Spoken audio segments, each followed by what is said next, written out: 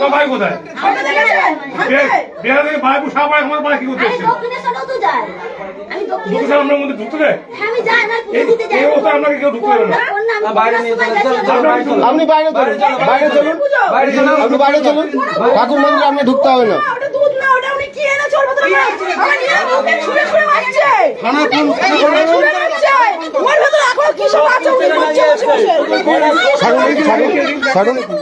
দেখুন তো কি আছে,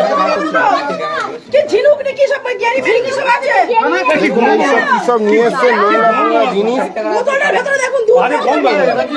এর মধ্যে গন্ধ বিচ্ছিরি।